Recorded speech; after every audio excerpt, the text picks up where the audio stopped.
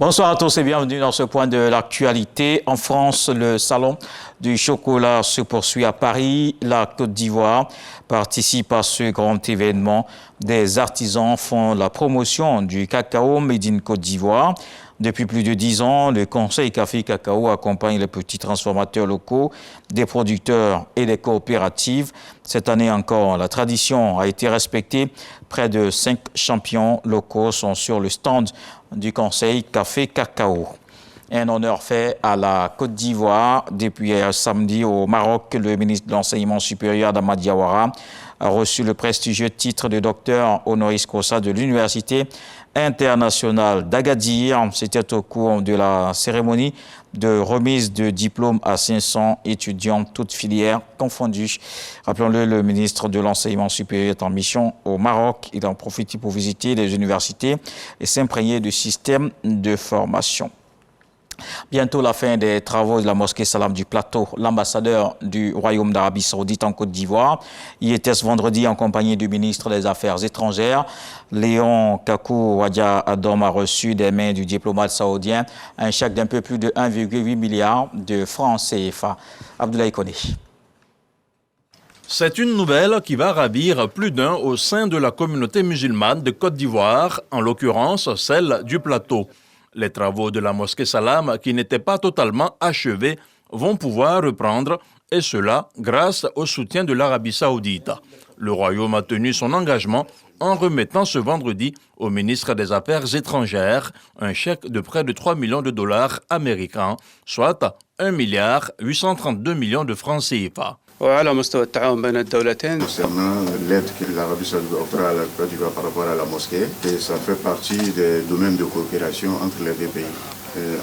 Par exemple, le Fonds saoudien du développement en train de financer des projets également en Côte d'Ivoire présentement. Le Centre Roi Salman pour l'aide et le secours en train de travailler également dans des procédures de programmes d'aide. La coopération continue entre les deux parties et les relations sont solides.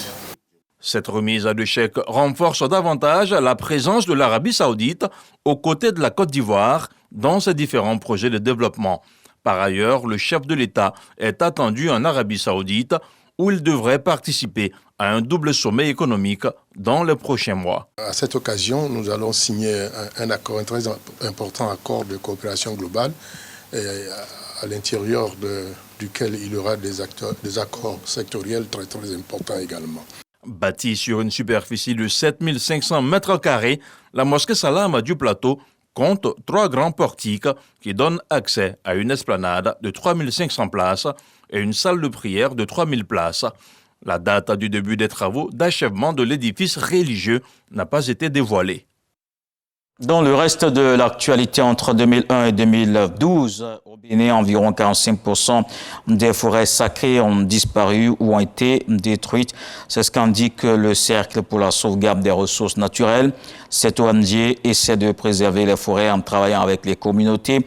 Elle sensibilise à l'abattage d'arbres et donne des conseils à la population pour la fabrication de miel ou encore de l'élevage d'escargots. Face à la disparition des forêts, les autorités ont adopté certaines mesures. Depuis 2016, il est interdit de couper des arbres sans l'approbation de l'État.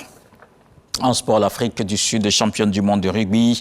La Coupe du monde de rugby en France a connu son dénouement hier samedi après plus d'un mois et demi de compétition. La finale a vu s'opposer 2 des plus gros poids lourds de ce sport, la Nouvelle-Zélande et l'Afrique du Sud, qui a dominé 11-12 au Stade de France. Les Springboks sont entrés donc dans l'histoire du ballon ovale en devenant la première équipe à décrocher 4 trophées Webb Ellis. Et surtout, les Sud-Africains sont les seuls à compter 4 Coupes du monde dépassant les All Blacks dans la hiérarchie.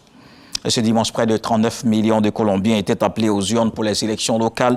Le parti du gouvernement de gauche, le pacte historique, est en mauvaise posture en région. La violence électorale en Colombie a grimpé à l'approche de ces élections, avec une augmentation des menaces, des homicides et des déplacements forcés.